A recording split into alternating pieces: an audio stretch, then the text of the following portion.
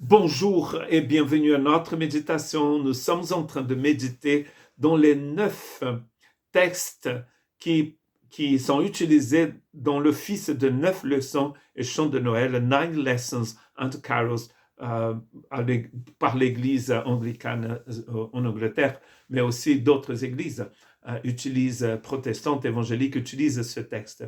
Le premier texte, c'était dans Genèse chapitre 3, verset 8 à 15, et le deuxième texte, nous allons lire aujourd'hui, c'est Genèse chapitre 22, à partir du verset 15. L'ange de l'Éternel appela une seconde fois Abraham des cieux et dit: je le jure par moi-même, parole de l'Éternel, parce que tu as fait cela et que tu n'as pas refusé ton fils, ton unique, je te bénirai et je multiplierai ta postérité comme les étoiles du ciel et comme le sable qui est sur le bord de la mer, et ta postérité possédera la porte de ses ennemis. Toutes les nations de la terre seront bénies en ta postérité, parce que tu as obéi à ma voix.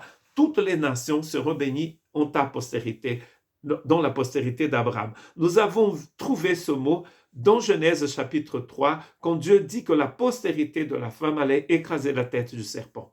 Or, ici, comme nous avons déjà fait du spoiler la dernière fois en disant que la postérité d'Abraham, c'était Jésus. Donc là, c'est le texte qui parle de cette postérité.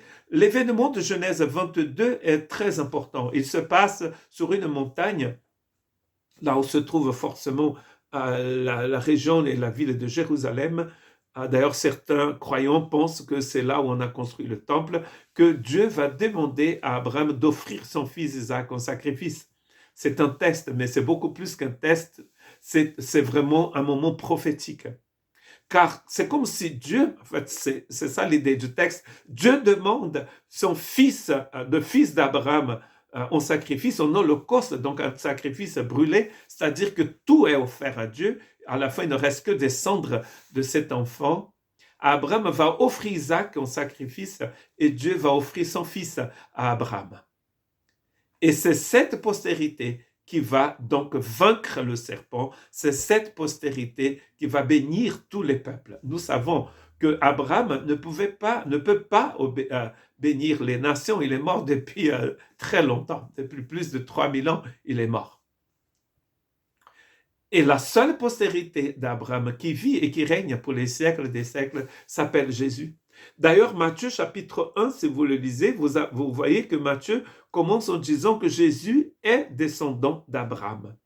Dieu a invité cet homme à rentrer dans une alliance avec lui. Abraham accepte cette alliance. Ensuite, il ne peut pas avoir d'enfant parce que sa femme, la femme que Dieu lui a donnée, est stérile, elle ne peut pas avoir d'enfant. Dieu aime bien ce genre de situation impossible, n'est-ce pas? La même chose va se passer avec la femme d'Isaac, qui était aussi de la même famille et qui était aussi stérile. Et Dieu va faire un miracle. La femme d'Isaac va avoir 2 enfants et Sarah va avoir Isaac. Et Isaac, Dieu va dire, donne-moi ton fils.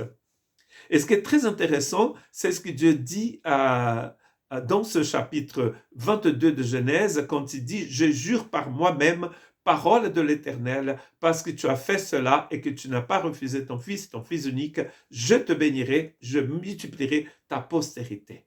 Et ensuite, il va dire que c'est lui qui va pourvoir le sacrifice sur cette montagne en plus, n'est-ce pas? C'est là où Jésus va être crucifié. Donc, alors que nous nous préparons pour fêter la naissance de Jésus, nous ne pouvons pas oublier que cette histoire vient de très, très, très, très loin.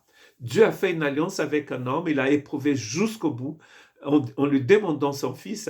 Ensuite, Abraham va signer en offrant son fils. Il n'a pas vraiment fait, mais il avait l'intention de le faire. Le livre d'Hébreux nous dit qu'Abraham a recouvert, a reçu son fils de cette mort. Or, c'était un holocauste.